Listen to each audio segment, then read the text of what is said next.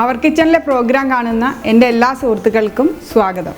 നമ്മളിന്ന് ഒരു കേരള സദ്യയിലെ ഒരു വളരെ പ്രധാനപ്പെട്ട ഒരു ഐറ്റമായ അവിയലാണ് ഉണ്ടാക്കുന്നത്. എങ്ങനെയാണ് അവിയൽ ഉണ്ടാക്കേണ്ടതെന്ന് നോക്കാം. അത് അവിയൽ സാധാരണ പച്ചമാങ്ങ ഇട്ടിട്ട് ഉണ്ടാക്കും, അതുപോലെ തൈര് ഒഴിച്ചിട്ട് ഉണ്ടാക്കും. ഞാനിവിടെ തൈര് ഒഴിച്ചിട്ടാണ് ഉണ്ടാക്കി കാണിക്കുന്നത്. അതിന് നമ്മൾ ആദ്യം ഒരു അടികട്ടിയുള്ള ഒരു പാൻ അടുപ്പത്ത് വെച്ചു. ഇതിലേക്ക് ചേന, നമുക്ക് ഒരുമാതിരി എല്ലാ കഷ്ണങ്ങളും അവിയലിൽ യൂസ് ചെയ്യാം. ഞാനിവിടെ യൂസ് ചെയ്യുന്നത് ചേന, കായ ഇതൊക്കെയാണ്. അപ്പം അത് ഏതൊക്കെയാണെന്ന് ആദ്യം നോക്കാം. ആദ്യം നമ്മൾ ചേന ഏറ്റവും അടിയിലായിട്ട് ചേന നമുക്ക് ഇട്ട് കൊടുക്കാം. ഏകദേശം ഒരു 100 ഗ്രാം ചേനയുണ്ട്. പിന്നെ നെക്സ്റ്റ് ഇടേണ്ട സാധനം പച്ചക്കായാണ്. പച്ചക്കായ അതിൻ്റെ മുകളിൽ ഇട്ട് കൊടുത്തു. മുരിങ്ങയ്ക്ക ഉണ്ട്, മുരിങ്ങയ്ക്ക ഇതിൻ്റെ മുകളിൽ ഇട്ട് കൊടുത്തു. കുറച്ച് ക്യാരറ്റ് ഉണ്ട്. നെക്സ്റ്റ് പയറുണ്ട്. ഇതിൽ നമുക്ക് ശരിക്കും ബീൻസൊക്കെ ഇട്ട് കൊടുക്കാം. അതുപോലെ ഒരു ചെറിയ കഷ്ണം കയ്പയ്ക്ക ഇട്ട് കൊടുക്കാം. പിന്നെ ഇത് ഇളവനാണ്. ഇളവൻ്റെ പീസ് ഏറ്റവും മുകളിലായിട്ട് നമുക്ക് ഇട്ട് കൊടുക്കാം. അങ്ങനെ എല്ലാ കഷ്ണങ്ങളും നമ്മൾ ഇട്ട് കൊടുത്തു. ഇതിലേക്ക് ഒരു 2 ടീസ്പൂണ് മഞ്ഞൾപ്പൊടി ഇട്ട് കൊടുക്കാം.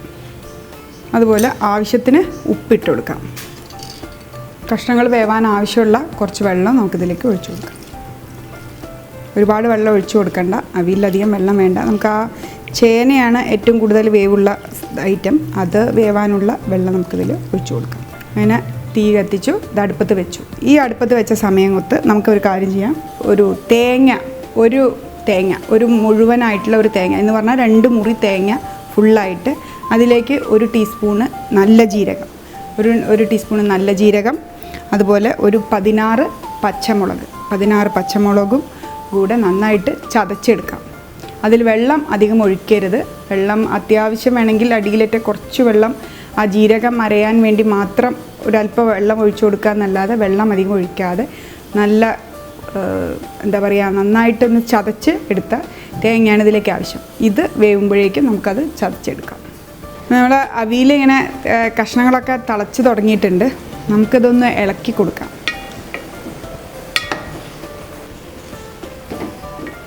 അടിയിൽ ഇട്ടിരിക്കുന്ന ചേനയും കായൊക്കെ നന്നായിട്ട് വെന്തിട്ടുണ്ട്. കുറച്ചുകൂടെ വെള്ളം ഒഴിച്ചു കൊടുക്കാം. അങ്ങനെ നമ്മളെ കഷ്ണങ്ങളൊക്കെ നന്നായി വെന്തിട്ടുണ്ട്. നമുക്കിതിൽ ഇനി തൈര് ഒഴിച്ചു കൊടുക്കുക വേണ്ടത്. അതിന് ആദ്യം തൈര് ഞാൻ എടുത്തിട്ടുണ്ട്. അത് നന്നായിട്ടൊന്ന് നമുക്കൊന്ന് ജസ്റ്റ് ഒന്ന് ചെറുതായിട്ടൊന്ന് ഇങ്ങനെ അടിച്ചു കൊടുക്കാം. ഒരു മീഡിയം പുളിയുള്ള തൈര് എടുത്താൽ മതി. പുളി അധികം ആവരുത്, ഒട്ടും ഇല്ലാതെ ഇരിക്കരുത്. ഇതിലേക്ക് ഏകദേശം ഒരു 3 കപ്പ് തൈര് നമുക്ക് ഒഴിച്ചു കൊടുക്കാം.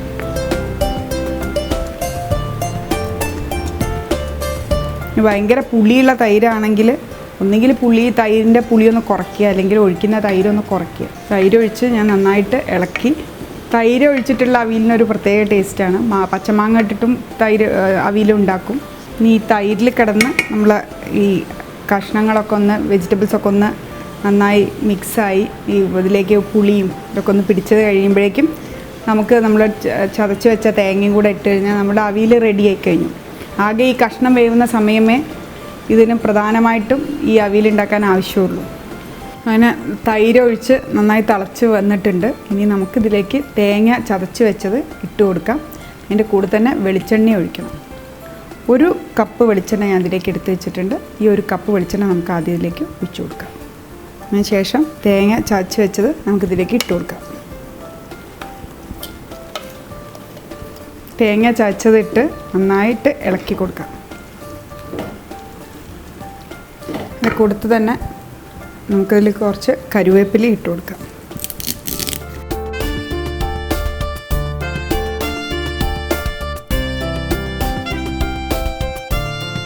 ഇങ്ങനെ അവിയൽ തയ്യാറായി. നമുക്കിതൊരു സർവിങ് പ്ലേറ്റിലേക്ക് വിളമ്പാം.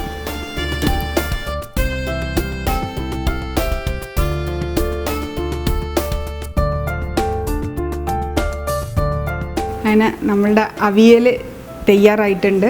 എല്ലാവരും ഇപ്രാവശ്യത്തെ വിഷുവിന് ഈ അവിയൽ തീർച്ചയായിട്ടും ഉണ്ടാക്കി നോക്കണം.